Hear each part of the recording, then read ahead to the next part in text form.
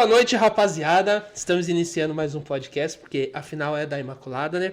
Hoje estamos com um convidado ilustre, mais do que especial. Quando a gente iniciou esse projeto aqui do Imaculada Cast, do podcast do Filhos da Imaculada, o nome desse convidado que já a gente vai estar apresentando foi um dos primeiros nomes, com certeza, que já estava ali no topo da lista, né? E chegou o grande dia. Nosso convidado está nervoso, mas a gente aqui desse lado tá mais nervoso. Confesso que minha mão tá gelada, eu não sei se é de frio ou se é de nervoso, né? Mas para vocês que ainda não seguem a gente, lá no Instagram a gente já vai estar iniciando a transmissão ao vivo, tá? Mas segue a gente lá, @ImaculadaCast. Também segue o pessoal do grupo, @filhosdaimaculada.oficial. Também vão estar transmitindo lá, tá? Segue nossos patrocinadores que vai estar aparecendo durante aqui o episódio todo. Segue eles também, tá? E se inscreva no nosso canal. Onde vocês estão vendo esse vídeo, já se inscreve aí, clique em curtir, compartilha. Manda pra todo mundo, tá? Ah, conheço o padre, eu tenho um carinho enorme pelo padre. Já manda pra todo mundo a história do padre. Porque assim, a gente escuta muita coisa do nosso convidado aqui, sempre tem um mito ou outro. Hoje a gente vai esclarecer tudo, né? Tem gente que fala assim, ele já foi casado, ele tem filhos.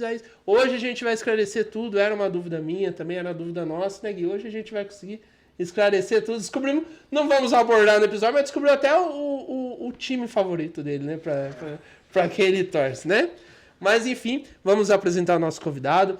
Ele que, desde criancinha, ele sempre sentiu esse chamado, essa vocação, essa vontade no coração. Só que devido a questões financeiras, ele precisou iniciar o trabalho muito cedo para ajudar na renda da família, né? E depois de certo tempo, um pouco com a idade assim, um pouco avançada para o que era de costume naquela época, ele iniciou, né, no seminário, e hoje ele consegue exercer com muito carinho a vocação dele. Está em breve, assim, de encerrar burocraticamente os serviços na igreja, mas eu tenho certeza que ele tem um carinho enorme e hoje ele vai contar tudo. Possivelmente ele vai continuar com a gente aí na nossa paróquia, né? Pessoal, faz barulho aí pro padre Luiz Marim. Padre, seja bem-vindo ao nosso episódio, ao nosso Imaculada Cast, tá? Mais uma vez a gente fala que a gente tá nervoso e tão nervoso mesmo, tá? Então se a gente dá uma gaguejada, der uma falhada, assim, o senhor pode corrigir a gente também, fica à vontade, tá? Padre, como eu falei aí no começo, a gente tinha muitas crenças, assim, muitos mitos em cima do senhor. Tem gente que fala, o senhor teve filhos, o senhor já foi casado, o senhor é aposentado. Hoje, vamos esmiuçar tudo isso aí. O que aconteceu? Desde novinho o senhor sentiu o chamado, né? Boa noite a todos, paz e bem para todos que estão ouvindo e participando também desse momento aqui. Na verdade, eu primeiro peço desculpa porque a voz não está tão boa quanto, porque com essa gripe a gente vai perdendo também essa força da voz. Eu sou de uma família de origem de camponeses, onde meus pais vieram da roça, então não tinha, e sou filho, tive 11 irmãos durante a família e todos eles não puderam ter a mesma alegria que eu tive de poder estudar um pouco para chegar a ser hoje o que sou, um padre na igreja que eu sirvo. Então, isso aconteceu, como você já mencionou aí, aos 7 anos já ia para a igreja, levado pela minha irmã mais velha, e ali a gente aprendia aquelas catequeses preliminares, ia na missa. E aí fui crescendo nessa área. Depois, como nunca pude ter uma casa própria, só depois que eu me tornei um profissional, aí que eu consegui comprar uma casa própria para dar para os meus pais. Para minha mãe, porque meu pai morreu muito cedo, eu tinha 16 anos quando ele morreu. E eu então, fiquei para cuidar também da minha casa. Meus irmãos foram casando e eu fui ficando lá cuidando da minha casa. Então, aí muda de casa para cá, para lá, e nunca tinha uma casa própria para morar. E de bairro em bairro, eu sou nascido, criado em Jundiaí, aqui pertinho. aqui pertinho. Mas não, nunca conheci Salto nem Itu. Vim para cá meio contrariado, porque não conhecia nenhum daqui. Fui conhecer depois, posteriormente, aqui, Itu e agora Salto. E ali eu fui para a igreja, fui crescendo nesse ambiente, quis ser coroinha, fiz minha primeira comunhão com 9 anos de idade, e aí fui seguindo, queria ser coroinha. Mas o meu desejo não era ser padre, nunca foi. Mas Deus é que chama, Deus é que escolhe, não é por isso que é vocação, esse é um chamado de Deus. Não é a gente que escolhe, mas é Deus que nos escolhe. Então vim morar aqui em Jundiaí, num bairro lá, onde os padres salesianos eles cuidavam da obra salesiana em Jundiaí, hoje não mais, né? E eu falei, eu vou para a igreja, já com uns 10 anos, mas não vou para querer ser padre, e nem para aprender catequese, eu quero jogar futebol. Então fui jogar futebol. Queria brincar. Os padres eles reuniam todos os jovens dessa idade, e fazia times de futebol, campeonatos internos, como vocês muitas vezes o fazem entre vocês. Então eu fui, não, quero jogar futebol. E aí fui jogando futebol e acabei ficando. E aí, então perdi o tempo da juventude, que na verdade aproveitei bem minha juventude, porque eu fazia o que eu gostava, né? Sim. Mas a minha intenção não era. Minha intenção era partir, ser um dirigente de futebol, ser alguma coisa na área de esporte. Mas eu sou de família muito pobre, com muitos irmãos para serem tratados também. Eu tinha 5 irmãos mais novos que eu, tinha que cuidar deles também. Então, vai para o trabalho. Meu pai dizia, não, futebol não dá camisa, como diz, né? Vai trabalhar, tem que trabalhar. E se machucar no futebol, vai trabalhar machucado mesmo. Era assim. Então, ia ter prejuízo, né? Sim. Aí cheguei a fazer teste no Santos Futebol Clube, mas naquela época não era como hoje. Hoje você tem instalações próprias, que os meninos ficam lá e tem uma continuidade. Não, naquela época eu tinha que ir por conta própria e dinheiro para custear isso. Então vai para o trabalho. E aí o que acontece? Os estudos também pararam, porque eu sou o único formado na área até o 1º grau só. Então não tinha 2º grau. E aí trabalhar. Então entrei numa empresa. Teve que parar de estudar para ir trabalhar. Na verdade, meus irmãos, todos eles pararam no 2º ano primário. Sim. A maioria deles. Nenhum deles, só eu que fui chegar a ser formado. E aí eu fui seguindo minha vida, cuidando, jogando futebol até me machucar, e depois não pude mais jogar futebol, então fui ser técnico, fui ser juiz, fui ser tudo. Porque eu amava futebol, amo até hoje, né? Sim. Então, mas continuando na igreja. Então, fiquei cuidando do time da igreja e tal, aquilo lá. E aí cresci. Então, cheguei a namorar, cheguei a noivar, mas não era o lugar que Deus tinha escolhido para mim. Então, aí fui trabalhando. E hoje eu sou aposentado de uma empresa. Sim. De 26 anos trabalhei nessa empresa, e ali aposentei. Aí, quando chegou meu tempo de aposentar, aí o padre da minha paróquia falou, você está a vida inteira aqui na igreja e você está solteiro, não se envolveu com ninguém, por que você não pode ser padre? E aí? 20 anos sem pegar nos livros, porque quando você trabalha numa empresa não tem horário, nem para entrar, nem para sair. Sim. E ali eu fui ganhando cargos, que eu cheguei a ser gerente da empresa. Que bacana. Então, você entrava aqui 3 horas da manhã, abria a empresa, ia na produção, e saía 7, 8 horas da noite, às vezes até mais, tinha que fechar, fazer o balanço da produção do dia. Então, acabou meus estudos. E aí, depois de 20 anos, já aposentado, o padre, meu amigo, que até faleceu, que acho que vocês conheceram, o padre Paulo André, que passou uma época aqui com vocês, foi meu último pároco, né? E aí ele falava, olha, se você continuar assim, você vai ficar na boca de bar, vai aprender vício, porque futebol, quem não joga, entra nesse caminho, bebe, vive nesse mundão. Já vivia antes, né?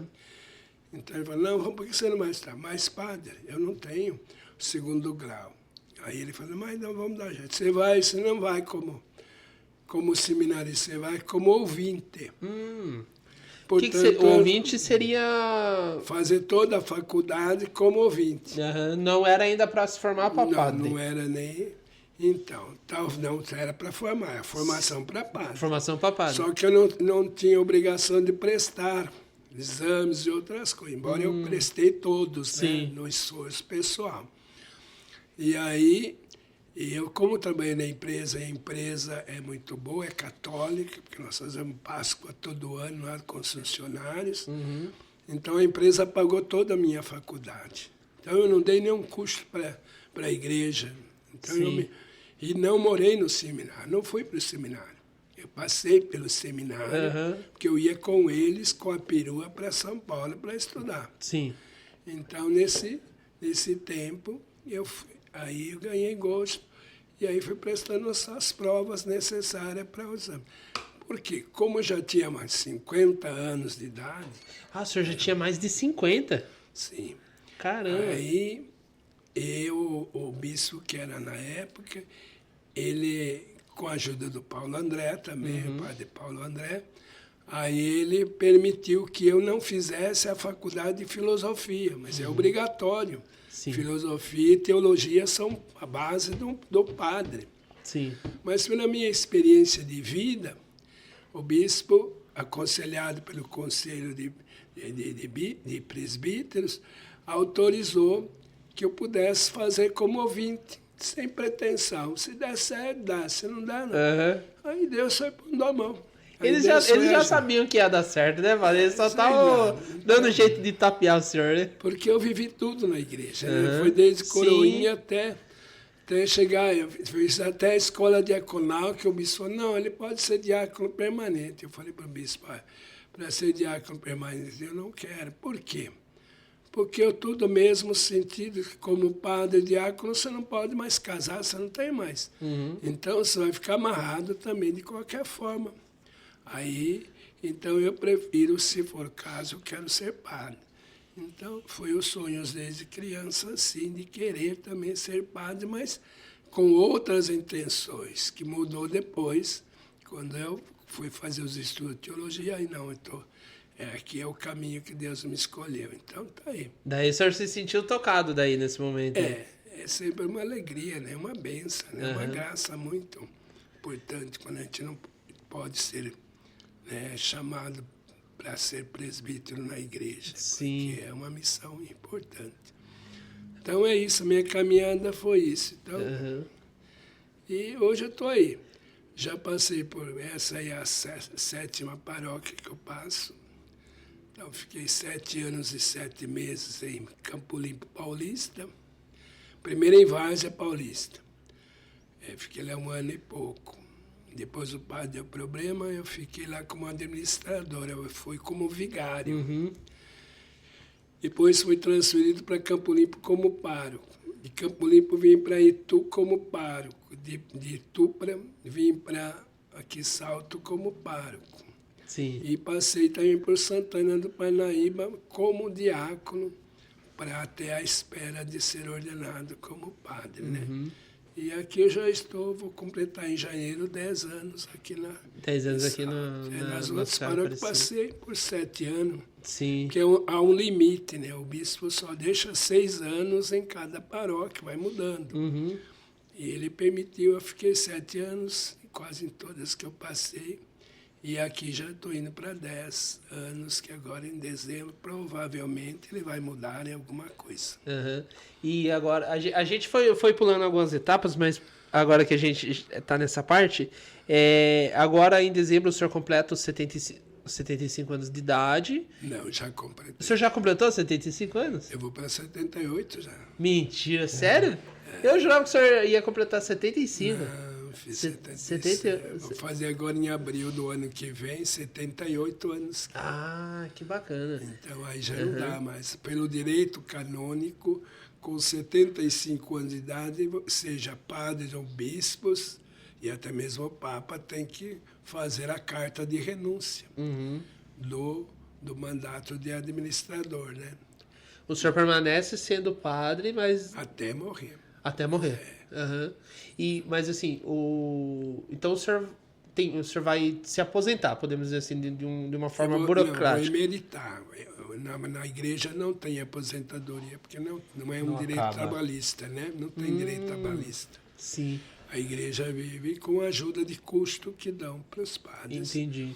Nós vamos emeritar, então vou ficar emérito. Na verdade, aos 75 anos já sou emérito, mas eu estou em atividade ainda, como um aposentado que aposentou, mas continua na empresa trabalhando. Ah, entendi, que bacana. E daí, o senhor tem pretensões de continuar celebrando missa, Não, participando? por obrigação, sim. Por obrigação. Por vocação também, né? Acima de Ele tudo. só não administra Não, a parte administrativa da A igreja. parte burocrática da igreja. Ele fica como vigário daí. E daí o senhor pode celebrar missa, não, então, fazer aí eu a fico, confissão. vou exercer a minha missão. Uhum, Posso estar morando com outro padre, mas como vigário. uhum. Posso morar na minha casa e receber atendimentos. Você pode fazer uma missa lá, você pode me ajudar aqui, você pode atender confissão, você pode fazer um retiro. Então, eu vou estar mais livre, não tenho mais essa obrigação de falar, não posso, porque a minha paróquia não tem obrigação paroquial. Entendi. Porque o pároco não pode ficar fora da paróquia. Inclusive, tem que morar na casa paroquial, não pode morar numa casa fora, né? Inclusive, mas o senhor vai permanecer aqui com a gente na Nossa Senhora Aparecida? Ou daí isso aí também é o bispo que define? Não, aqui eu não fico mais. Uhum. Eu vou ficar como numa boa. Eu uso muito essa palavra freelance, né? Se alguém precisar, eu estou ali à disposição. Mas vai depender muito do bispo. O Sim. bispo pode dizer assim, olha, aquela paróquia tem muitas comunidades, então eu vou falar com o padre se ele aceita você como vigário lá. Uhum. E aí eu posso morar em qualquer paróquia, mas mandar eu não posso mais, administrar mais nada. Só Entendi. os sacramentos, que isso é Entendi. a obrigação do padre, né? Entendi. E só pra gente entender assim um pouquinho a diferença, até para as pessoas que estão assistindo, qual que é a diferença do pároco e do vigário na igreja? O pároco é o administrador, é o responsável. Ele é responsável pela paróquia e todas as comunidades ao redor ali. Está delegado pelo bispo a ele. Uhum. O pároco tem tanta autoridade pelo direito canônico, sempre o direito canônico que rege a vida do padre. Certo. O pároco pode até proibir o bispo de entrar na paróquia, Uhum. porque ele é autoridade naquele lugar. Se vocês recordam, antigamente o padre e o prefeito eram o que mandavam na cidade. Sim. Eles que decidiam, né? Então hoje, o pároco tem esse poder de administrar do modo dele. Uhum. O bispo só vai intervir no padre se ele não for um bom administrador, Sim. ou se ele der algum problema na área de sexualidade, essas coisas. Mas mesmo assim, nesta área, a igreja é sempre mãe, acolhedora, ela ainda dá uma oportunidade. Tem um cuidado. Ela não pune, Sim. a igreja não julga. Aham. É mãe, né? Sim. Então a mãe sempre quer ajudar o filho a sair da situação. Então, ele pode recolher, se o pai der um problema da sexualidade, ele pode recolher, mandar para um tratamento psicológico Sim. e pode colocar numa paróquia onde ele não teve, que as pessoas não o conheciam. Né? Então o bispo pode afastá-lo, Sim. mas o bispo não pode tirá-lo antes dos 6 anos se ele não quiser sair da paróquia. Que é um caso que aconteceu aqui. Acho que vocês conhecem a história do padre Mário, né? Ficou tanto tempo aqui. E o bispo tinha proibido ele, mas ele continuou. Mas porque o padre que estava, ele permitiu que continuasse. Sim. Paulo André era o pároco, podia segurar o padre Mário até que ele morreu por aqui mesmo. Né? Sim. Então, essa é a situação nossa na igreja. E o vigário tem exatamente os mesmos exercícios do padre, só que ele não tem a função do administrador, né? A palavra vigário fala em nome do pároco. Né? É em nome. Então, vamos supor, você é um profissional na área e você tem um ajudante. Você sai de férias, é o ajudante que assume a sua missão ali, enquanto você estiver de férias. mesma coisa o padre. Onde o pároco não está, o vigário responde pela paróquia. Por isso, quando o padre sai de férias, o pároco sai de férias, o padre vigário que comanda toda a pastoral, da onde ele está ali ajudando aquele padre. Ô, padre, voltando lá no passado, lá, uma coisa interessante que o senhor havia citado pra gente também, numa das conversas que o senhor teve com o Sandro, com a Elisângela, com o Gui, o senhor teve todo o cuidado também de esperar ter uma renda que foi a aposentadoria do senhor lá atrás, com 50 anos, 50 e poucos anos, para depois poder iniciar essa caminhada, essa formação como ouvinte, né? A gente sai com aposentadoria. Tem aposentadoria do governo. Sim. Mas como eu me aposentei em 92, então, você imagina, 92 o salário era quase nada, né? E naquela época até que aposentei bem, com 9 salários mínimos.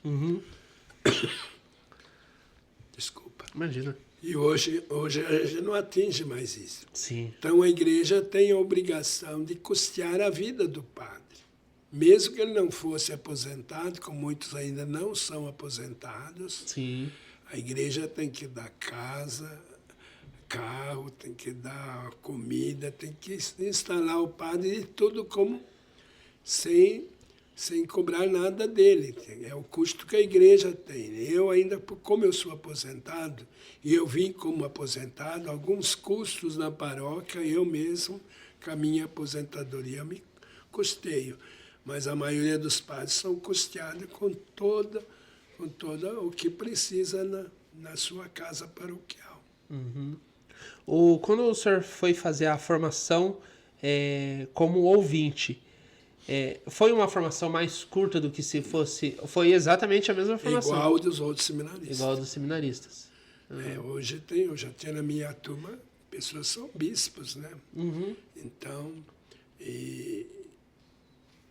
nós recebemos a matéria igual.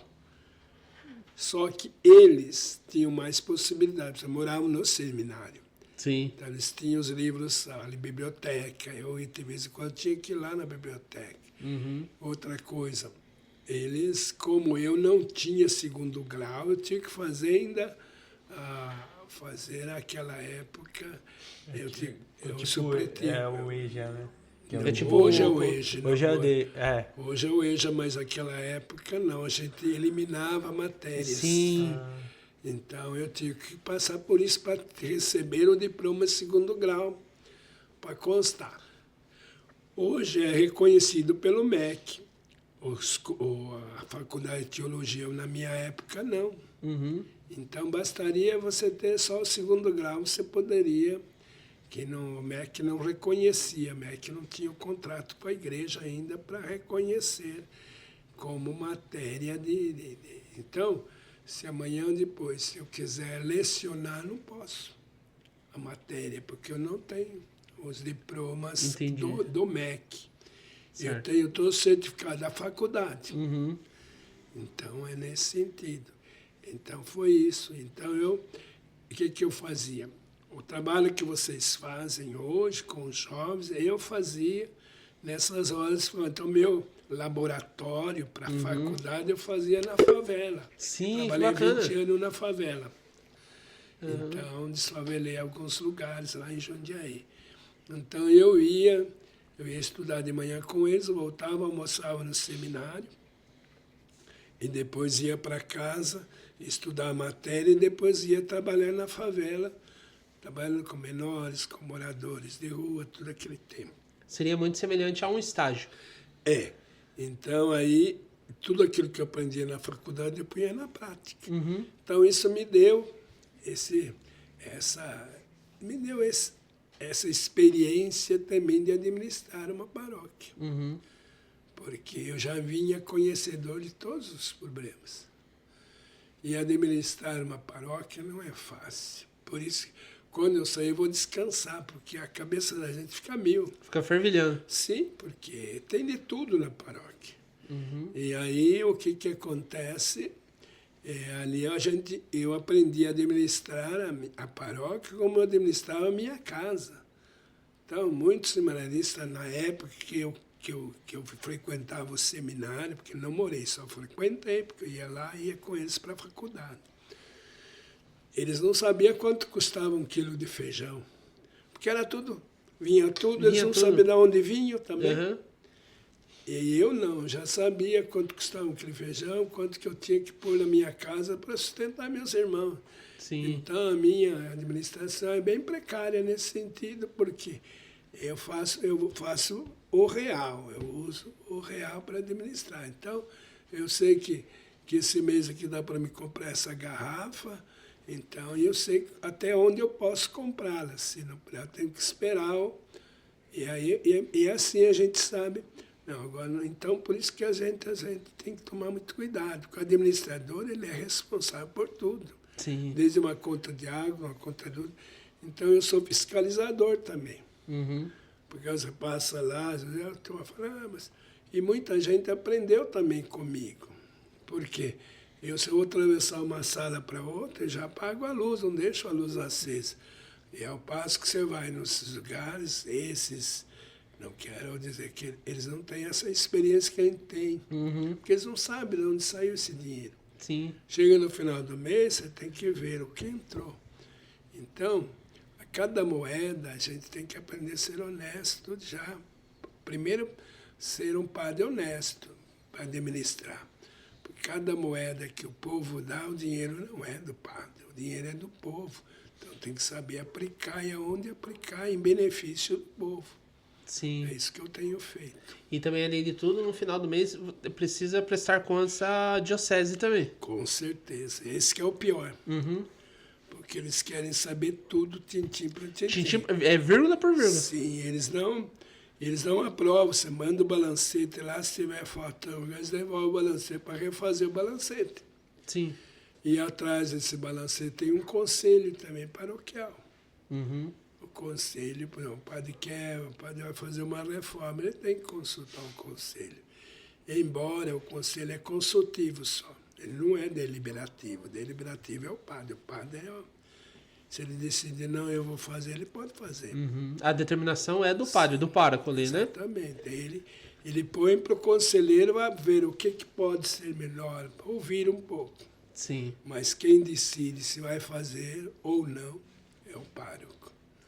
Por isso que a responsabilidade é maior. Uhum. E se der um problema na administração, o pároco é afastado ou é questionado juridicamente. Juridicamente. Também. Não é só um puxãozinho de orelha, não. Não. E agora com o Papa Francisco ficou pior ainda, né? Uhum. Porque tinha casos que estavam escondidos há muito tempo. O Francisco foi abrindo Ele começou mala preta aí e foi esmiuçar. tirando muita coisa suja da igreja. Uhum.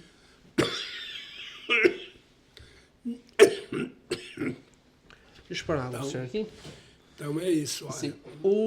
Sim. Eu falo um pouquinho demais, vocês têm que cortar. Não Não, pode. fica à vontade. Hoje o tempo é do senhor. O tempo é do senhor.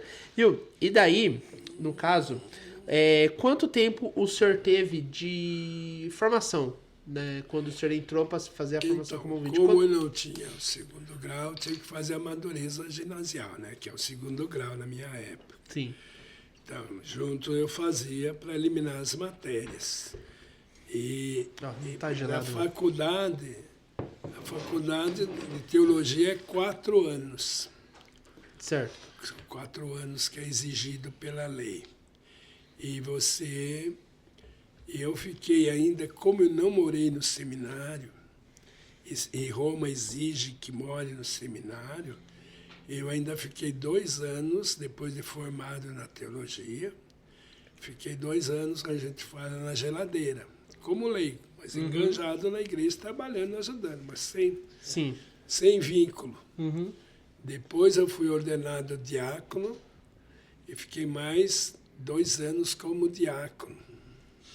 Então, 4 de teologia, mais 4 entre essa espera e eu como diácono. 8 anos. E depois eu fiquei 8 meses como diácono para ser ordenado padre. Ou seja, quase 9 anos. Praticamente 9 anos, vamos por assim. A meta é que se o menino for só com o primeiro grau até o seminário, A meta é de 16 a 18 anos, depende do estado, do estudo dele. Entendi. Hoje, se entrar um menino novo, qual que é a idade mínima para ele entrar e qual que é a idade mínima para ele se ordenar como diácono? Para dar os A próximos igreja passos? amadureceu muito nisso, porque a igreja, na época dos padres mais antigos, mais velhos do seminário, os meninos iam com 9 anos. E hoje não, hoje a gente exige que pelo menos o segundo grau já esteja completo para iniciar aí a caminhada. Então a gente vai contando os primários e o segundo grau.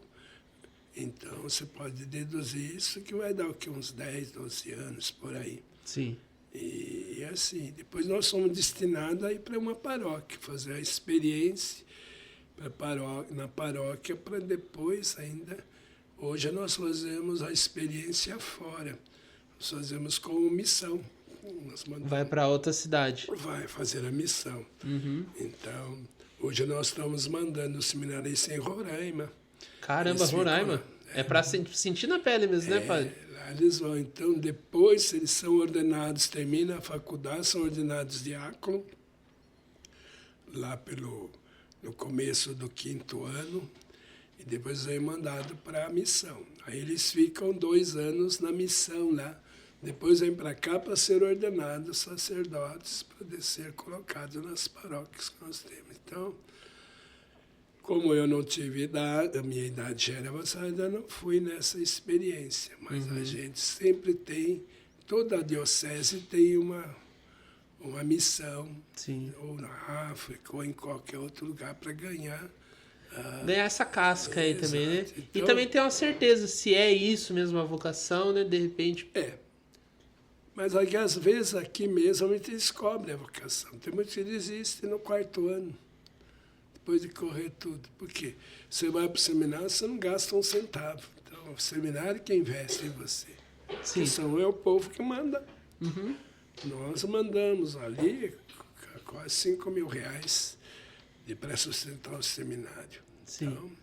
Então, todos aqueles meninos que hoje tem mais de 40 lá estudando, né? Eles são custeados pelas paróquias. Então, por isso que a gente manda o nosso dízimo paroquial para lá. E depois eles vão para lá, e lá nas missões também eles recebem daqui, que a paróquia, a diocese manda 2 salários para eles sobreviverem lá, né? Entendi. Então, Entendi. a igreja é muito séria, muito honesta nessa parte. E é transparente, né, padre? É transparente também. Exige, né? Que Sim. seja. Porque nós pregamos, né? Isso, né? Exato. Então não dá para pregar e não viver, né? Ô, padre, e tipo assim, o senhor sentiu algum preconceito, até vindo de dentro do senhor mesmo, por entrar mais tarde nessa caminhada? O senhor chegou a sentir isso aí? Ou até mesmo, de repente, por parte dos irmãos da caminhada? Eu tinha uma boa amizade com todos, como tenho até hoje com todo o clero. Mas você encontra preconceito na área da pobreza, da cultura. E a idade também, por que não? Porque Agora, eu tive o privilégio tava- que eu não morei no seminário. Senão podia nem ser padre hoje, porque podia ser que a gente não acostumasse com isso. Porque o seminário, embora a gente seja a doutrina da fé ali que cresce dentro de nós no conhecimento, mas é como um quartel. Quem serviu o quartel sabe que é uma prisão. Tudo é disciplina rigorosa, né? É começar pelos estudos. Se você não estuda, ainda vai ver lá seus boletins, você é mandado embora. Chega aquele tempo, você é mandado embora. Sim. Então, é muito exigente. Hoje é muito mais. Porque a igreja precisa de mais cultura hoje, né? Porque o avanço, né, na tecnologia, como vocês têm aqui. Eu digo, se eu fosse entrar hoje no seminário, eu não passaria nenhum desses testes. Passaria sim, o senhor é inteligente pra caramba. Eu sei porque, olha, eu graças a Deus, estou chegando ao fim, então não vou precisar muito eu vou recorrer aos amigos, né? Porque eu não sei nem mexer nesses troços aí. Então, é um sofrimento. Eu vou lá com a secretária, por que saiu isso aqui fora? Porque eu não consigo seguir essa linhagem. Então, com os jovens, eu tenho dificuldade, porque eu não tenho a linguagem dos jovens. Sim. Talvez por mim, por a idade também. Mas eu trabalhei muito com jovens, mas jovens infratores, é diferente. É diferente. Então, hoje, eu, por exemplo, eu nem vou quase nas reuniões dos jovens, porque não falam a linguagem deles. A linguagem deles é diferente da minha, né? São mais ansiosos, mais acelerados. Estão mais avançados, no bom sentido. São mais inteligentes hoje, né? Sim. Mas eu trabalho muito na área com criança. Então, eu me dou muito bem com criança, porque é a minha origem. Sim. Então eu posso falar um pouco daquilo que eu fui, aquilo que eu tenho, aquilo que eu posso oferecer, bem simples, no entendimento da criança. Quanto mais simples você falar, mais ela entende aquilo que você está passando. E eles ficam atentos, né, padre? Então. Aquela missa que o senhor faz de domingo de manhã que é com as crianças, é linda aquela missa lá. Então, é porque eles têm que abaixar o nível. E aí, então, o padre também tem o controle que ele está falando, não é só para as crianças, está falando também para o adepto. Então, ele tem que ter... Tem que ter um meio termo ali, né? Ali. Uhum. E outra coisa, aí eu, por exemplo, por não ter tanta cultura suficiente, eu não cheguei, por exemplo, não sabia inglês, não sabia nada. Os meus irmãos no seminário, eles tinham aula de inglês, porque inglês foi uma coisa que sempre os pais gostavam que os filhos tivessem, né? Uhum.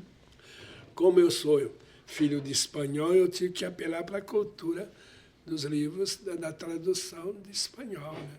Sim. Então, eu ia buscar os artigos da faculdade para estudar, buscando os livros da Espanha, com a linguagem do espanhol. O senhor domina o espanhol, o senhor consegue dar pra... Eu domino nas leituras, no entendimento, Uhum. mas não falo. Na minha casa, meu pai falava tudo em espanhol, então a gente entende, mas a gente não levou a sério. Sim. Talvez tivesse levado a sério, hoje eu teria dupla cidadania, né? Também nunca fomos atrás disso. Perdeu até os documentos do meu pai. Naquela época, família pobre. E também não tinha o conhecimento, essa importância, né? Depois que apareceu isso, que você pode ter dupla cidadania, né? Então, mas hoje eu não tenho mais como recorrer, já há muitos anos, né, que meu pai morreu, então eu poderia. Então, mas eu dominava os escritos nessa parte, pegava espanhol, pegava México, essa linguagem mais sul-americana aí dava para me pegar. Né? Sim. Alguns livros de tradução argentinos aí, teólogos argentinos, então...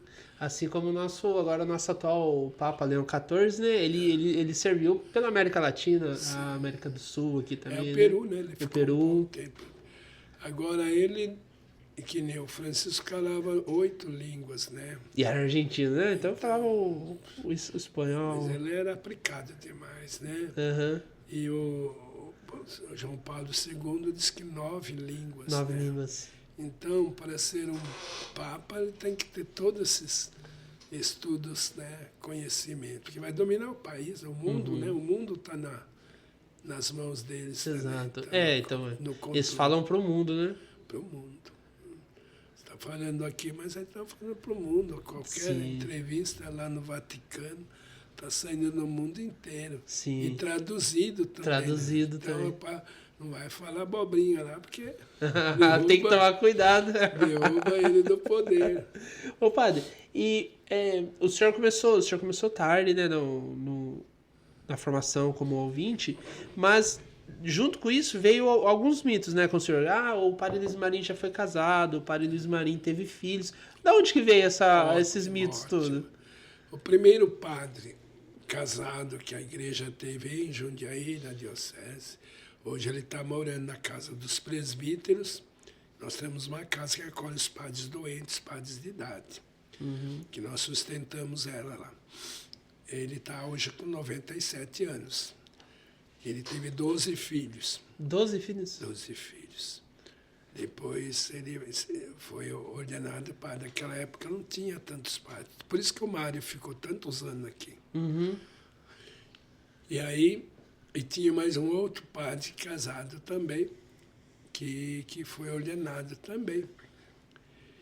Mas eu não fui casado, eu sou solteiro. Esse padre, que, como o senhor diz, casado, seria que se tornou viúvo. Viúvo. Ele se tornou viuvez é viúvo. ele, Viuvez a ele pode. Isso, exatamente. Então, esse padre está lá, morando lá. O outro já morreu, 2 outros já morreram, mas eu fui antes deles, E esse 97 anos, eu fui depois dele, depois de uns 10 anos que ele já estava como padre, né? Uhum. Então, a igreja aqui em Jundiaí abriu esse precedente do bispo aceitar aquele padre viúvo para ser aquele homem casado que se tornou padre, mas era viúvo. E agora eu não, como eu disse no início, eu namorei, noivei, mas não era o caminho que Deus tinha preparado para mim. Então, às vezes as pessoas falam, mas por que essa confusão?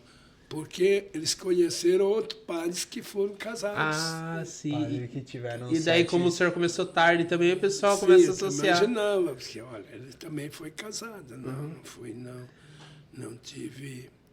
Não foi o caminho que Deus escolheu para mim, né? Então, também não sei o caminho agora como emérito que Deus tem preparado para mim, né? E, embora pareça ser uma pergunta óbvia, mas o senhor está contente, está feliz com o caminho que Deus foi decidindo para o senhor? Eu amo o que faço, né? O senhor ama o que faz? Quando a gente ama uma coisa, a gente vai até... E não é fácil, que eu já passei por crises terríveis, né? A gente... o padre, ele não tem problema. Quando você olha para a pessoa, fala, não tem problema. Uhum. Mas não sabe o quanto que a gente tem que se dedicar. Sim. Pois a primeira coisa que você sente é a solidão. Você não tem mais. Você é tirado da família. Uhum. Você ganha outras famílias, mas até certo ponto. Por exemplo, enquanto eu estou aqui, eu estou com vocês.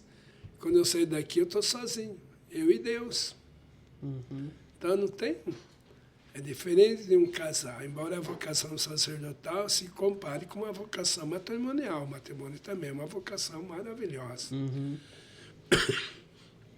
Mas a vocação sacerdotal, você vai aprender a viver sozinho, a lutar sozinho. Então, se você tiver que chorar, você vai chorar sozinho. Sim. Se você se alegrar, você vai se alegrar sozinho, porque você não tem como partilhar isso. Então, às vezes, por isso que muitos padres entram em crise. Muitos padres têm depressão, são deprimidos, precisa cuidar.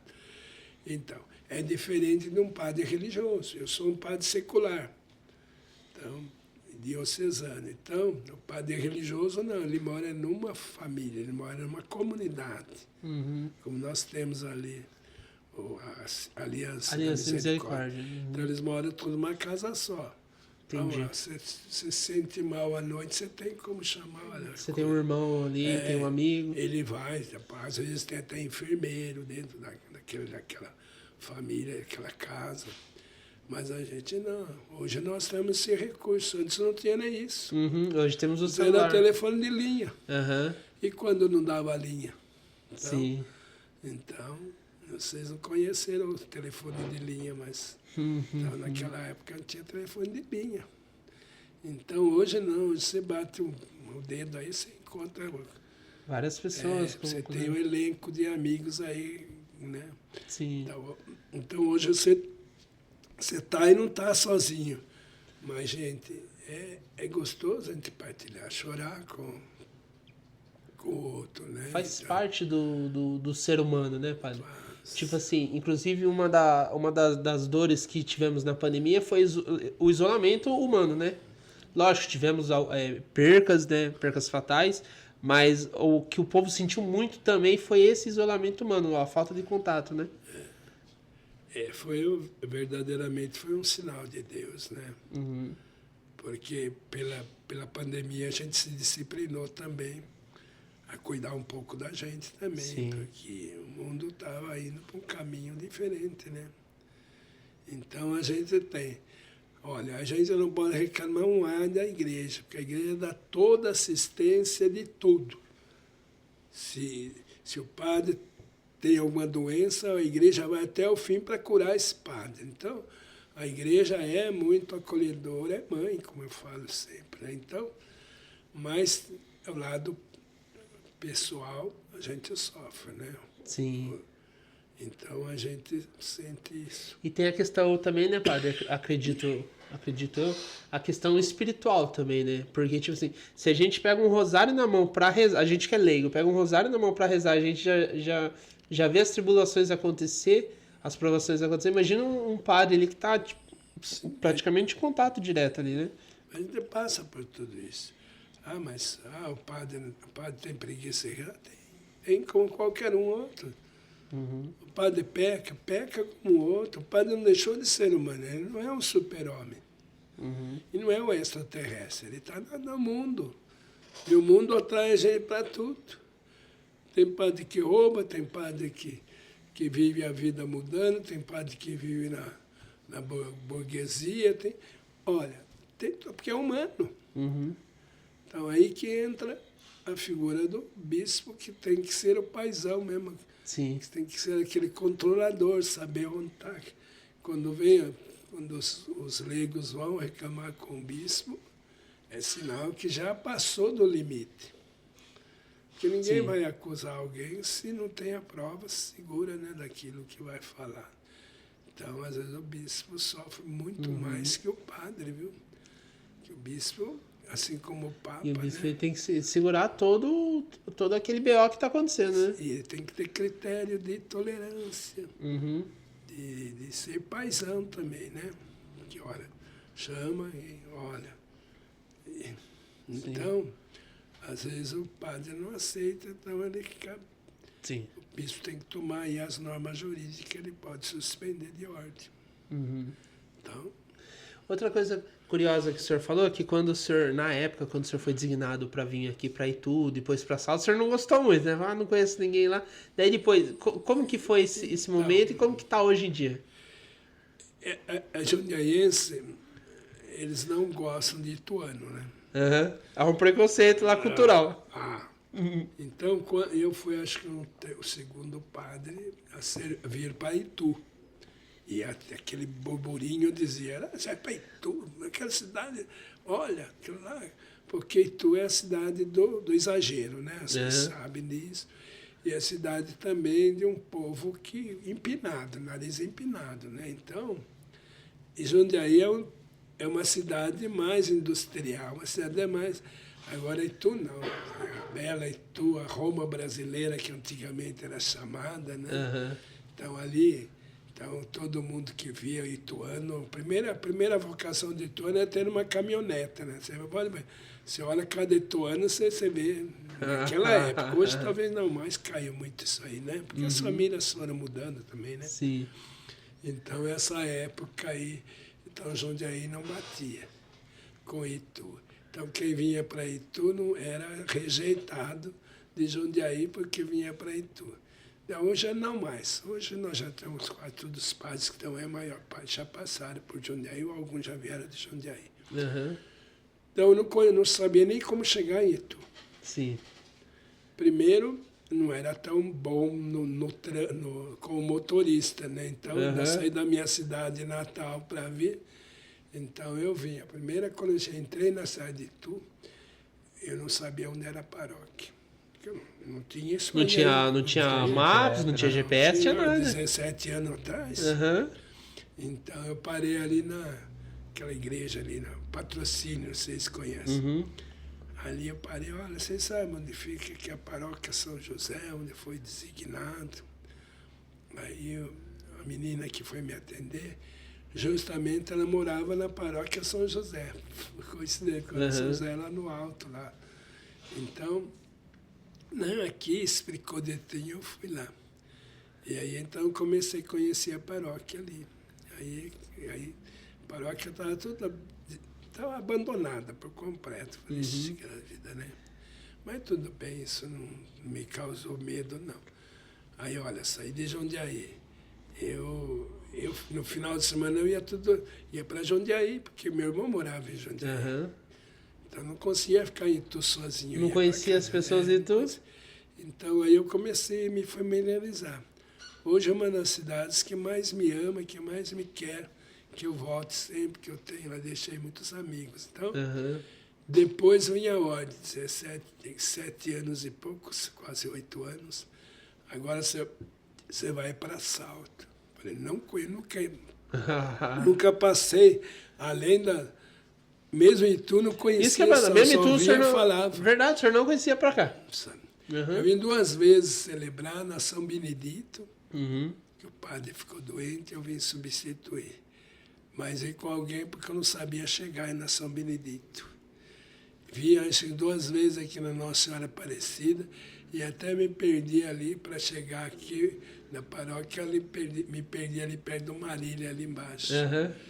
Então, mas não conhecia Salto, não. Depois eu vim para Salto. Aí fui designado para Salto. Nem sabia que eu vinha para cá, para Salto, né? Uhum. Aí vim para Salto. Então agora estou aqui. Hoje, se você perguntar para se conhece Salto, eu falo que não, porque eu não conheço.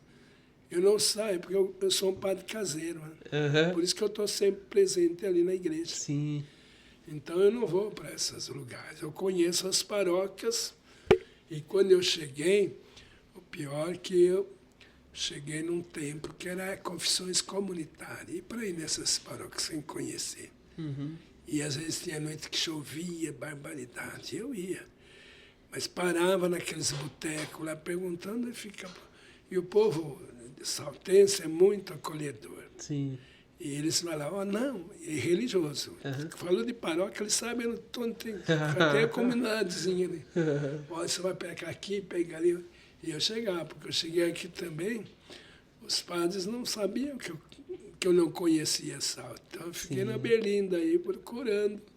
E aí, mas fui me organizando. Hoje eu conheço todas as paróquias, algum bairro, mas se você perguntar nome de ruas, eu nunca vou saber. O senhor se localiza pelas comunidades e pelas paróquias. Sim, me dá um ponto de referência. Aham. Aí eu vou para o lugar, esse lugar. Hoje talvez não tenha tanto problema quanto, Aham. mas para me adaptar foi difícil. E hoje o senhor está aqui na paróquia Nossa Senhora Aparecida, no SECAP, e o senhor ama estar aqui? Eu amo essa cidade. Aham. Eu, se dissesse que se quer voltar para Jundiaí, eu voltaria, mas não com o mesmo sabor de como eu saí de lá. Com o mesmo gosto, né? Sim. Hoje eu preferia ficar aqui. Outra cidade que me acolheu bem para muito é Campo Limpo Paulista. E eu me adaptei com o clima de lá também, porque lá o clima é lugar, é cidade dormitório, né?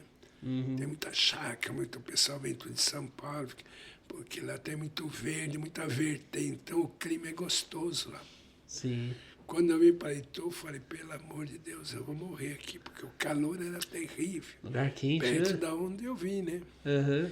E fui acostumando. Depois eu ia para Salto também, o calor é um pouco maior que Itu ainda. Um pouco mais quente, né? Então aí fui adaptando. Hoje eu sinto dificuldade no frio. Você vê, vindo o frio, e hoje tenho dificuldade para ter o frio. Tenho esse tempo agora, estou sofrendo. Fazer uns anos que não fazia esse frio que tá fazendo, né? Entre Itu e Salto há 17 anos, praticamente. Acho que se eu peguei frio aqui cada ano, 2, 3 dias por ano, foi muito. Agora eu estranhei, porque olha... Esse ano tá caprichando. Esse ano tá caprichando de frio, Para hein? derrubar. E esses dias mesmo, mês passado, acho que fez 4 graus com sensação de 2, né, de manhã. 2 graus, como que aguenta? Dentro do carro, você Dentro do soprava carro. assim de manhã, saía fumaça. Não, olha, eu sofri. Estou sofrendo com esse frio. Eu estou aqui com 2 blusas, mais esse casaco por cima que tá. Pra deixar um pouco quentinho. Porque a idade também, né? Que a gente perde muito também. Sim, tem isso aí Então, também. anticorpos já não tem mais tanto para combater. Tem que tomar cuidado, né? pô? Imunidade cai, Sim. né? Então, é isso. Você jovem ainda tem tem um futebol, tem uma coisa. Hoje já não joga mais. E o senhor falou do futebol, eu jogava bem também. Pra ter feito o teste no Santos, devia ter jogado bem, Naquela né? época, né? A gente não tinha craques como tem hoje, né? Mas a gente brincava um pouco. Mas depois eu torci o tornozelo e meu pai disse, não, você não vai pro médico, você vai trabalhar. Você vai trabalhar. Uma vez, disputando um torneio, até pulei numa bola para cabecear pro gol. E quebrei, ó, esse dedo aqui é quebrado, porque eu caí com ele virado. Uhum. E eu tinha o quê? Tinha, acho que menos que um mês de empresa. Eu falei, nossa, meu pai vai ficar doido comigo. O meu emprego já foi. Não podia perder emprego. Aquele tempo tinha emprego fácil, né? Uhum. Todas as empresas, hoje tem também agora, né? Mão de obra era mais fácil. Eu falei, até contei eu até já confessei esse pecado. Contei uma mentira aqui. Fui trabalhando lá, que eu empurrava a tora, né? Porque eu trabalhei nessa área de fazer palito de fósforo, né? Também fui aposentado nessa área, né? Como químico. Que bacana. Então, ia empurrando tora para pôr na serra, para tirar os palitos, né? E eu falei que a tora que passou pelo meu dedo ali, quebrou. E aí fui pro médico. Fiquei 60 dias afastado. Caramba. Daí foi acidente de trabalho, né, mano? Essa mentirinha aí, né? Depois o senhor confessou. E aí o médico não conseguiu arrumar mais meu dedo. Ficou então esse dedo. Ficou meio tortinho. Ficou torto. Eu pulei, caí de cabeça, eu gostava daqueles peixinhos, né? Uhum. Então, no gramado ainda. Então, aí, e jogar. Então, depois quebrei o tornozelo. Aí, e não foi jogando futebol. Fui arrumar uma telha na minha garagem e pus uma tábua, embaixo da tábua tinha areia. E a tábua correu quando eu pisei em cima. E telha de brasilite, desci de lá de cima para baixo, caí com o pé virado. Aí acabou. E não vai para o médico, vai fazer aqueles tratamentos caseiros. Hoje eu não posso, quando eu corro um pouco, nem posso mais correr, né? Eu estou com problema de coluna também.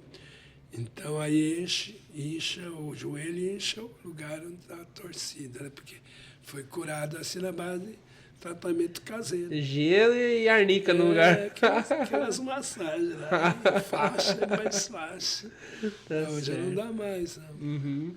Mas eu sou também diplomado como árbitro de futebol. Ah, o senhor tem formação. Pela Federação Paulista. Que bacana. Quando eu morei um pouco em São Paulo e eu aproveitei fazer o curso pela Federação. Hoje, mas isso foi em 1970, no tempo daqueles árbitros famosos, Armando Marques, Ducídio, e trabalhei com eles com bandeira na arbitragem em São Paulo e em alguns lugares aqui que eu apitava por aqui para ganhar um dinheirinho, para levar para casa, era isso. Sim. Minha vida foi isso, eu ganhava fora para sustentar minha casa também. Uhum. Minha mãe viúva também, né? Sim. Analfabeto, meus pais eram analfabetos, né? Que eles colhiam café, né? Então, Sim, tinha que trabalhar, né? Cana de açúcar, meus pais viveram muito aqui em Capivari, sabe? Sim. Tinha aí muita cana de açúcar, muita coisa, então foi isso que me educou para a vida, né? Já era uma cultura, né, padre? Já era uma casca, né, pra vida, né? Não, olha, quando os pais têm essa vida, essa realidade, os filhos crescem bem enturmados naquilo que tem que ser responsável em tudo que faz. Uhum. Mas quando hoje a gente não vê muitos pais preocupados com isso. Sim. De fazer os filhos conquistar aquilo que eles têm que conquistar, não dá. Tudo dado, muito fácil, né? Hoje, infelizmente, né, o filho tem tudo o que quer. E na minha época não era assim, não. Você vai ter que se virar, dar seus pulos aí, né? Então, sim, corre atrás. Ô, padre, o senhor é conhecido também como ser um padre muito rígido, muito seguro na finança e tal.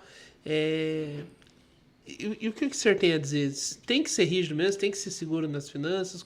Porque, assim, hoje a gente percebe que... Eu até estava conversando com o Sandro, sábado passado. A gente percebe que a igreja Nossa Senhora Aparecida aqui do Secap, ela tá muito bonita. Eu visitei recentemente lá a comunidade de Santa Rita. Eu sou vizinho da São Cristóvão, a comunidade de Santa Marta também. Tá muito bonita, muito bem cuidada. Essa é a importância de ser seguro financeiramente também, como pároco? Essa é a segura de você mostrar, como você falou, a transparência daquilo que você administra.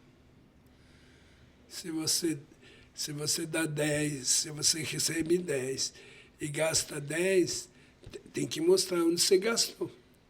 Porque mensalmente eu passo o balancete para a comunidade saber onde ela deu, para onde foi. Então, isso é um dos meus carismas também, né? De saber administrar aquilo que não é meu.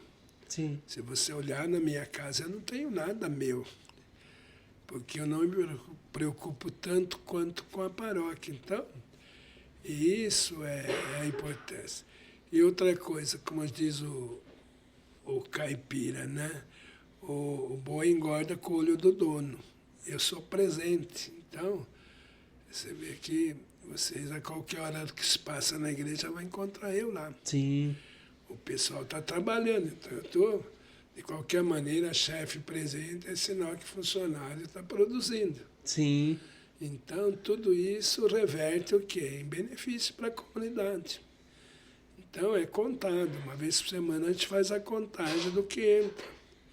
Numa moedinha de 5 centavos, ela tem tanto valor como a de 10 reais. Sim. Porque ela tem um destino também, né? Então, tudo isso é importante. Não é que a gente exige, porque isso chama-se honestidade, né?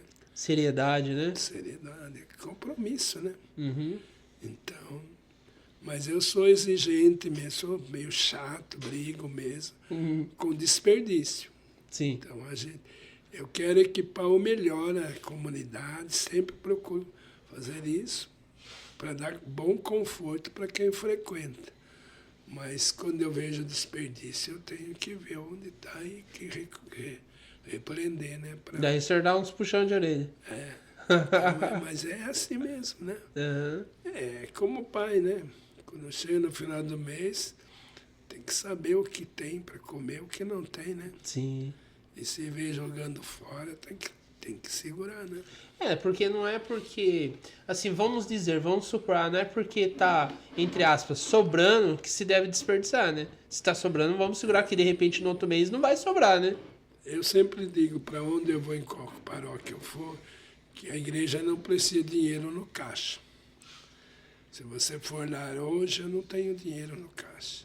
Uhum. O dinheiro que entra é aquilo que nós já está empenhado para ser pago. Ou em boletos, ou em outra coisa que nós já gastamos, já fizemos. Uhum. Nós estamos agora terminando a reforma da conclusão da Santa Marta. Da Santa Marta. Então, você viu, não sei, esses dias vocês passaram por lá, a gente aumentou um pedaço lá para que a comunidade tenha um bom banheiro, porque não tinha banheiro. Foi feita a comunidade, mas não tinha banheiro. Tinha um banheirinho só lá na sacristia. Uhum. Então, agora estou terminando os 2 banheiros para que a comunidade possa, se precisar do banheiro, ter onde ir ali e tudo. E um espaço onde elas possam também fazer lá, vender um pastelzinho, alguma coisa, porque não parece, mas a igreja tem vela, tem hóstia, tem flores, são cursos que as comunidades também têm que aprender a também ajudar. Então, se faz uma noite do pastel lá, dá para enfeitar a igreja com flores, dá para comprar melhores velas, e assim. Então, são pequenos custos, diferentes dos custos que já estão com boletos avançados. Então, sim. Isso. Uma coisa que o senhor falou foi muito bonito na missa. Não sei se foi esse final de semana ou no final de semana anterior que o senhor falou que tinha um boleto que estava para vencer e vocês receberam uma providência de um senhor, né? Eu sempre confiei. Na paróquia que eu estive anterior, na São José, também eu tive um mês que, sabe, a gente extrapolou.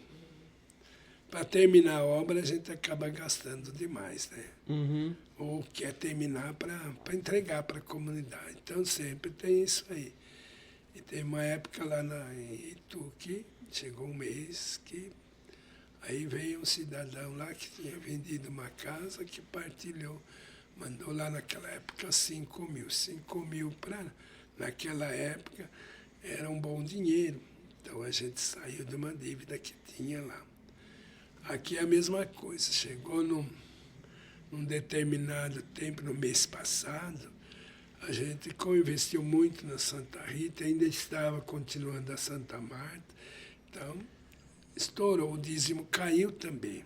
Teve alguns, quando tem muitas festas na cidade, também cai um pouquinho, né? E aí a secretária veio, porque das finanças, né, falou, olha, padre, nós não temos dinheiro para pagar um boleto de 5 mil reais. Falei, fazer o quê, né? Vamos rezar. Como minha devoção está muito vinculada a São José, então nós, como eu falei, a gente dobrou o joelho, rezou, pediu a São José e falei, entreguei na mão de Deus, né? Deus proveu, Deus proverá. E aí, passados uns 2 dias, já ia vencer o boleto. Aí, com 2 mil para 5, faltava 3.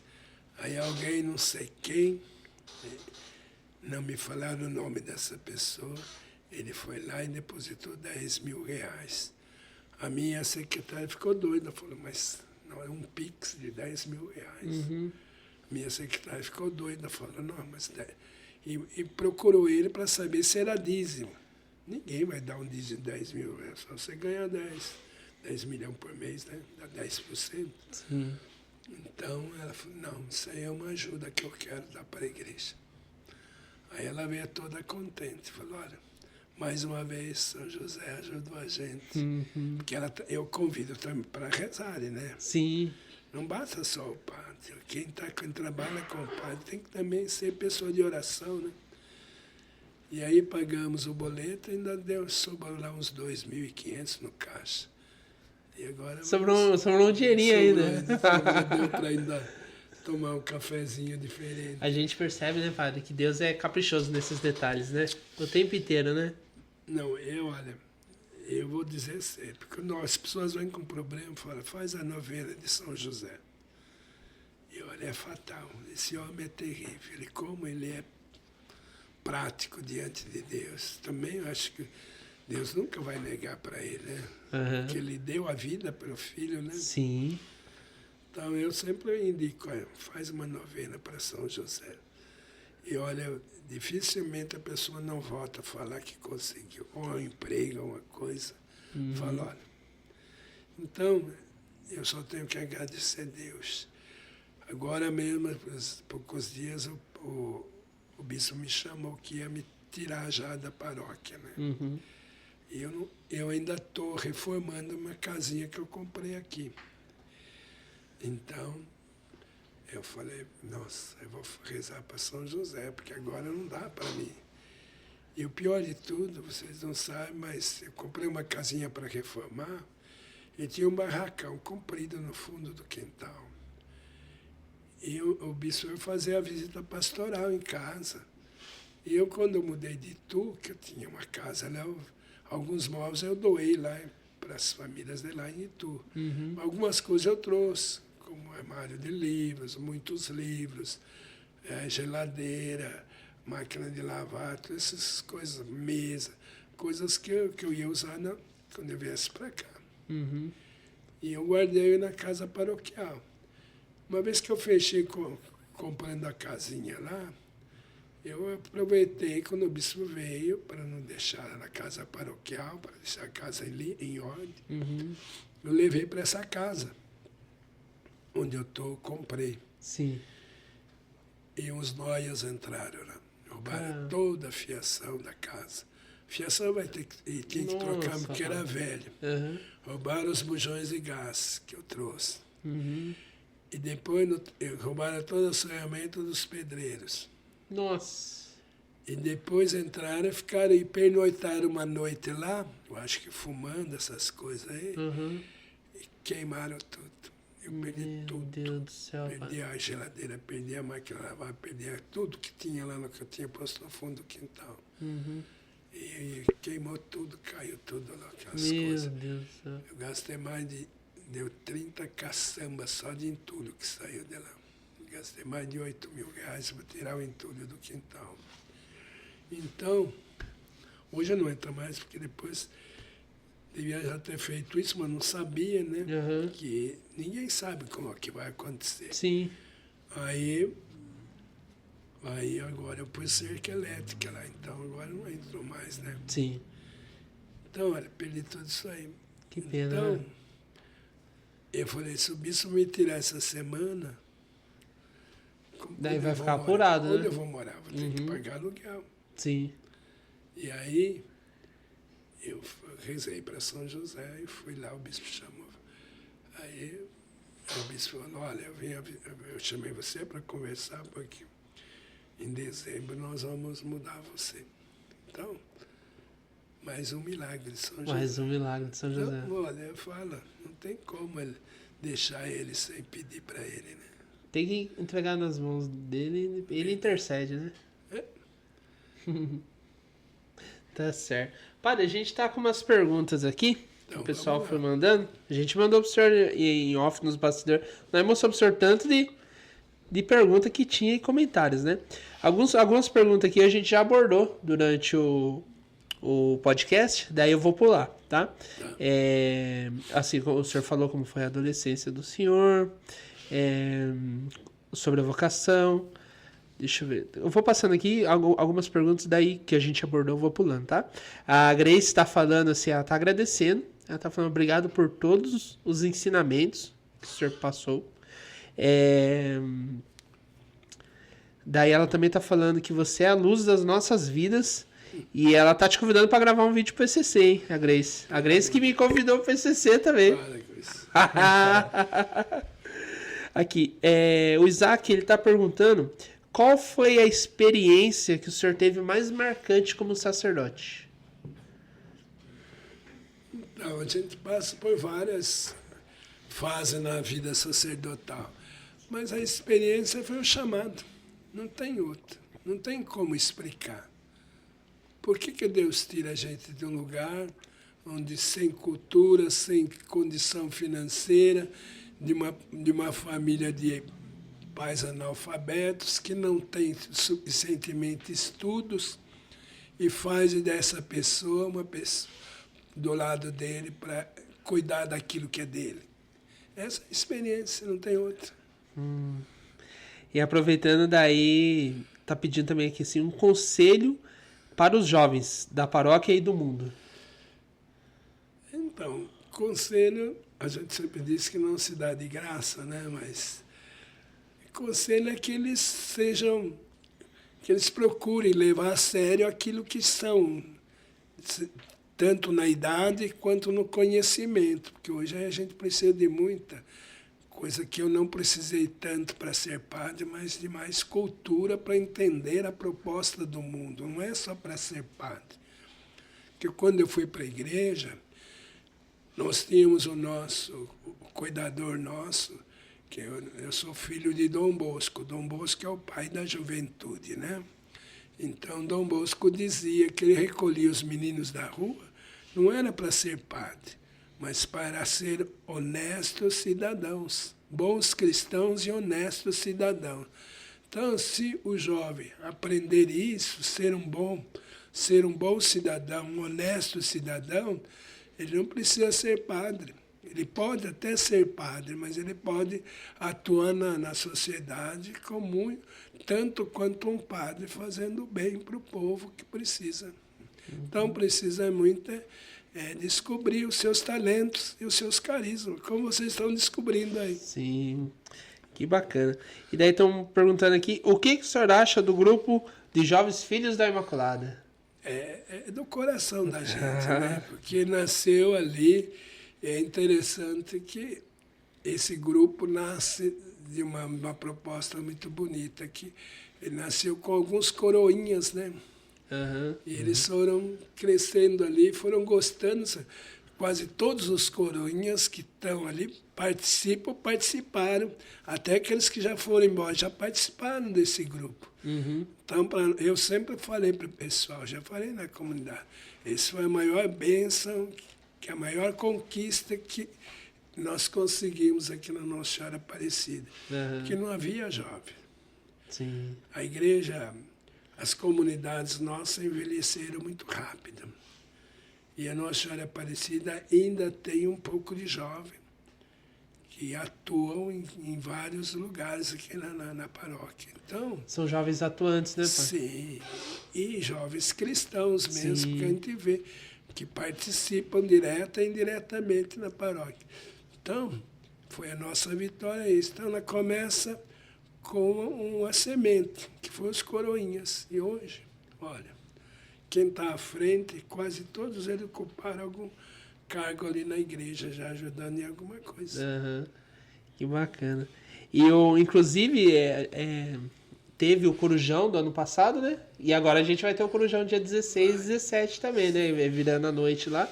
No ano passado, o Corujão 4.0 teve em torno de 500, 550 jovens naquela Não, igreja. é fantástico. Foi lindo. Eu estava presente, eu não sou mais tão jovem assim, né? Não. Sou um jovem senhor, mas... Jovem não tem idade. Jovem não Mas, tem idade. assim, foi lindo. Foi lindo. E é lindo ver o tanto de jovens procurando mesmo. Jovem Né? tem espírito, não tem idade. A gente tem que... A Isa que é coroinha lá do senhor, tá falando, só para falar o quanto a pastoral de acólitos e coroinhas ama o senhor. Eu imagino, né? E, olha lá, João. Ama mesmo, João? Olha lá. E fala que não ama, né, pai? Já estão puxando a orelha dos bastidores. O rio está lá guardado. E daí tô perguntando aqui, eu até deixei por último, porque é até uma curiosidade, porque eu não conheço essa missa. A Emily tá perguntando, o que o senhor acha da missa tridentina? Então, hoje não se tem mais, né? A missa tridentina foi numa época muito antes do Vaticano, tudo. Então, é a missa que os padres rezavam de costas para o povo, né? Voltado só para o altar. O altar era o centro, a cruz. Então, isso aí hoje não tem mais. A igreja já aboliu, porque desde o primeiro Vaticano, o primeiro concílio já foi tirado. Então, ela é a missa antigamente do Pio V, né? Que criou essa expressão, que era assim. O povo era tudo em latim, o povo só rezava terço na missa. Então, o Concílio do Vaticano II, 62, se eu não me engano, a data não tenho precisa, ela faz a reforma na igreja. Porque antes houve uma reforma com Lutero. Depois é que vem a segunda reforma, que vem pelo Vaticano II, que muda tudo, né? Paulo VI, né? Que iniciou tudo isso. Então, ela vai fazer uma renovação, o Espírito Santo, um novo Pentecostes na igreja. Então, aí foi abolido. Então, o povo tem que participar. A missa é para o povo. Então, tirou-se o terço e usa-se. Então, o povo participando da liturgia, participando mais diretamente. Antigamente não tinha isso, o povo ficava lá, só o padre, aquele lugar onde o padre celebrava, era sagrado, só podia o padre, como Moisés quando entrava na tenda, né? Sim. Então quebrou-se esse clericalismo muito exagerado da época. Então o Vaticano quebrou todas essas proformas aí. Então, e aí, hoje a igreja ainda preserva algumas coisas que, liturgicamente, você não precisa levar a Bíblia na missa. Porque hoje ela tem a facilidade. Que vem do povo de Israel. O povo de Israel é um povo da escuta, não é um povo da leitura. Que bacana. Então, a gente vai à igreja, à missa, para escutar, para falar com Deus, do seu jeito, da sua maneira, mas escutar que Deus fala. Então, você não precisa encher de manual na mão. Então, ainda tem pessoas que acham que isso tem. Que é uma coisa que a gente sempre repreende, é isso. Padre, o senhor poderia benzer minha Bíblia? Como é que eu posso benzer uma... Se a palavra é sagrada, a Bíblia é Aham, sagrada. a Bíblia é sagrada. É mais do que uma bênção. Sim, A bênção é um ato. Agora, a Bíblia é a palavra. Aí tem o conteúdo de tudo, né? sim. Mas a gente tem que também ter critério. Então, a gente fala, não, a gente faz uma catequese aqui, mas não deixa de abençoar. Sim. Abençoar é uma É benção. uma benção. Como se E abençoa. às vezes a pessoa não tem aquela informação e. Não tem. É, Porque falta muita evangelização ainda. sim. Ó, nós estamos bem avançados, mas não chegamos ainda. Uhum. De viver ainda o concílio, você vê, desde 62 ainda não temos a conclusão do concílio, e fazer o povo ser o povo de Deus, não o povo que vem só para cumprir preceito ou mandamento. Sim. Nós vivemos de mandamento, porque tudo não pode, mas por que não pode? Uhum. E o povo tem medo de perguntar. Sim. Entendi. Porque, né? Ô, padre, a gente não pode deixar de finalizar desse episódio sem tocar no assunto do cachorrinho lá do senhor. O senhor tem um cachorrinho que adotou o senhor lá. O que aconteceu com aquele cachorrinho lá? Então, esse cachorro, que já é um cachorro já adulto, que eu tenho também uma cadela lá, que eu sempre tive cachorro. Quando eu passei lá na paróquia São Francisco, como é paróquia de São Francisco, e ele é o patrono dos animais, dava crias lá na paróquia onde eu estava, de São Francisco de Campo Limpo, e a turma punha tudo no portão. E eu ficava com dó e mandava o caseiro dar um leitinho, alguma coisa para os cachorros. E aí eles foram ficando lá. Quando eu saí lá, eu deixei 12 cachorros. Então eu era o padre dos cachorros, né? É lá o padre dos cachorros, era sempre assim, lá em Campo Limpo. Era conhecido como padre dos cachorros. Aí eu vim embora e trouxe uns 2 que ficaram doentes lá porque eram muito apegados a mim. Então eu sempre tive. Depois eu tinha uns 4 quando eu vim para cá. Aí, de idade, morreram todos, Sim. né? E aí eu fiquei um tempo sozinho. Aí falei, meu pai está sozinho lá, ele gosta de cachorro. Olha, acharam uma cadela lá, que é da cria lá em Minas Gerais, trouxeram um filhote para mim, que está comigo até hoje, uma cachorra, uma cadela, que eu mandei fazer a cirurgia nela. Esse cachorro branco que vai à missa, ele vai mais na missa do que eu, ele é mais católico do que eu. Então, ele era demorador de rua. Uma senhora tinha esse cachorro, mudou aqui de Salto e largou ele abandonado aí. E um morador de rua assumiu esse cachorro. Só que esse morador de rua está internado, não se sabe em que clínica que está. E depois esse cachorro ficou de novo abandonado. E um outro morador de rua assumiu esse cachorro.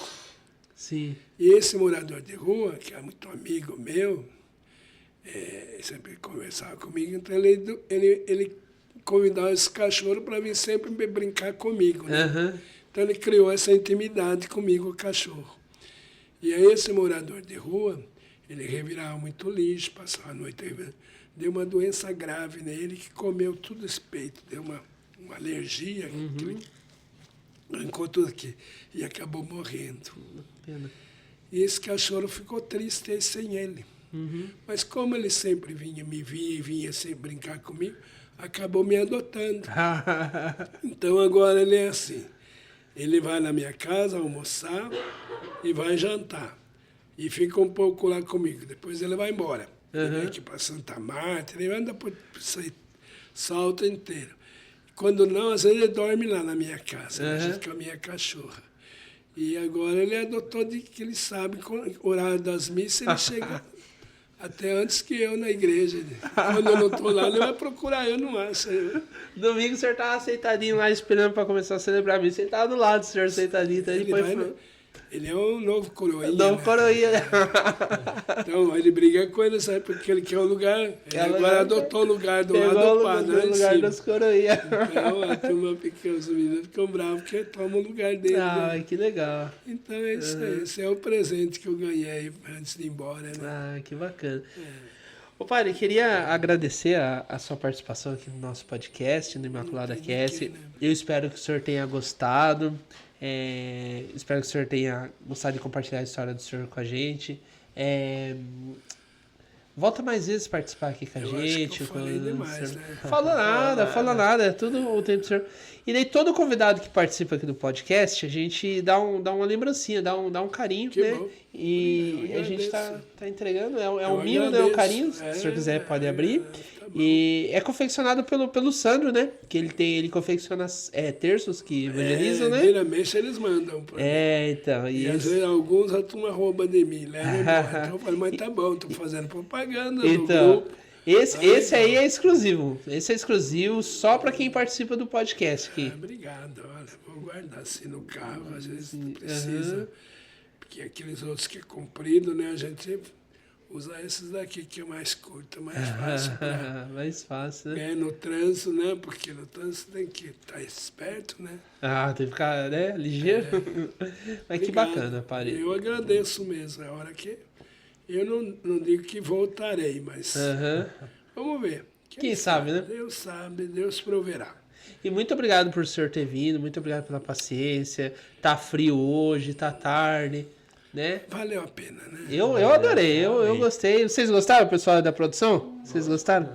Ô, padre, pra gente finalizar, o senhor poderia deixar uma bênção pra gente, uma bênção aqui pra gente do Imaculada Cast, uma bênção pra quem tá assistindo também. O vídeo vai no ar, o vídeo vai, pra quem tá assistindo, tá no ar, né? Mas pra quem tá vendo no Instagram, o vídeo vai pro ar no domingo às 8 horas da noite, né? A gente faz a transmissão, a divulgação nas redes sociais. E que esse vídeo possa tocar as pessoas que estejam assistindo, possa evangelizar. E como o senhor mesmo falou, esse vídeo vai ficar na internet, né? Vai rodar o mundo pela internet. Enquanto Deus permitir, vai estar lá no ar esse vídeo. Eu acho que, não sei no que eu contribuí, mas eu procurei ser bem simples, como sou, no que falo, no que penso. Então, é esse que é o Padre Marim. Não tem outro igual a ele, porque ele fala o que ele é. Eu não vim aqui para me exibir, nem vim aqui para mostrar para vocês que eu sei mais do que vocês. Pelo contrário, eu aprendo também muito com vocês. Então, esse pessoal que está nos ouvindo, está participando também, quero deixar meu abraço e agradecimento também, de dar essa oportunidade também de eu me revelar para vocês, a minha história. Eu não sou exemplo para ninguém, e ninguém é exemplo para ninguém. A gente aprende fazendo e aprende vivendo. E é isso que eu fiz na vida inteira. Então, quero agradecer. E a todas as famílias e todo o pessoal que está vendo, que Deus abençoe, guarde, proteja essas famílias e que vocês continuem animados. Isso aqui mostra uma igreja nova, uma igreja revolucionária, mostrando aquilo que ela devia já ter mostrado antes, né?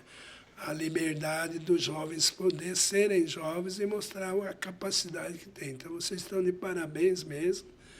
E procure melhorar cada vez mais. Nós estamos passando, mas vocês estão começando. É o anúncio de uma boa nova. A boa nova começa aí. Jesus é a boa nova. Quanto mais a gente aprofundar nele, melhor a gente vai apresentar essas coisas que vocês têm mostrado. Então, parabéns mesmo. Eu quero deixar aqui uma bênção especial, especialmente se alguém não pôde participar. Então, veja, reze por nós, apoie vocês nessa missão, porque isso é evangelizar também. Evangelizar não é estar só na igreja, mas é sair da igreja, ir, né, com o Papa Francisco, ir além, né? É lá fora que você evangeliza. Em casa é fácil evangelizar, mas fora é difícil. Então, é uma igreja de saída. Então, nós precisamos disso. Uma igreja que vai levar o que vocês estão fazendo e o que levaram hoje para alguns que ouviram. Perdoa-me também se eu não fui tão explicativo, tão lúcido naquilo que vocês queriam saber. Nada, tá bom? foi excelente, Não, tá foi ótimo. Muito obrigado, Padre. O Senhor esteja convosco. Ele está no meio de nós. Que Deus vos guarde, vos proteja, vos traga muita alegria nesse compromisso que vocês assumiram como comunidade e numa sociedade que tanto precisa disso. E nos abençoe nesta noite, em nome do Pai, do Filho, do Espírito Santo. Amém. Amém. E, padre, Obrigado. Obrigado, senhor. Queria também, eu estava até esquecendo de falar, acredito que todo mundo aqui, mas eu, em especial, falo assim, um carinho enorme que eu tenho pelo senhor, né? Obrigado. Eu conheci o senhor recentemente, né? Conheci o senhor ano passado, né? Eu sempre falo e Não vou nada cansar. também. Não. Comecei a frequentar aqui Nossa Senhora Aparecida ano passado, né? E desde então eu peguei um carinho enorme pelo senhor. E a gente percebe nas falas das pessoas aleatórias que você está conversando no dia a dia, é um colega de trabalho, é um colega de comunidade, é uma pessoa que você está ali na fila do supermercado, está conversando, o carinho que as pessoas têm pelo senhor. Eles falam do carinho, do acolhimento, do momento. Eu precisava confessar e eu sabia que o padre Luiz Marinha está lá. E esse serviço do senhor, mesmo numa idade que o senhor já está, uma idade um pouco já mais cansativo, mas está lá sempre disposto a estar atendendo as pessoas. E também queria, em nome de todas essas pessoas, estar agradecendo por esse carinho que o senhor tem pela gente, tá? Não, a gente ama o que faz. E isso eu convido a vocês, ame o que façam, porque vocês não sabem quanto isso vai render depois para vocês. Se eu sou o que sou hoje é porque também eu aprendi com os outros a amar aquilo que eu aprendi a amar. Então, e tudo isso Deus nos dá. É os talentos, né? Cada um vai produzindo de acordo com como Deus vai dando, né? Então, mas eu sinto muito amor por essa comunidade. E eu acho que eu vou sofrer muito quando eu sair. Por isso que eu não quis sair da cidade, quis ficar na cidade. Então, não sei se vou ficar até o fim da minha vida aqui, mas vou estar por aí. Enquanto alguém precisar, eu vou estar lá, bate na porta, né? Tá certo. Tá certo. Muito obrigado, padre. Tá Gui, bom, eu muito que obrigado. Tá? Agradecer a todo mundo aí da produção, agradecer o Sandro que precisou descer também, Andressa, o João, o Gabriel, os meninos que também tá no home office nos ajudando. E agradecer a todo mundo que assistiu a gente. Se vocês ainda não curtiram esse vídeo, já curte, se inscreve, segue a gente lá no Instagram também, @ImaculaдаCast, segue todos nós, tá? Segue a paróquia também, Nossa Senhora Aparecida, que lá... também, né? Faz parte também, né? Curte e critica, mas mais curte do que ter criticar. oposição, senão, né? Então tá certo, pessoal. Muito obrigado, boa noite e tchau.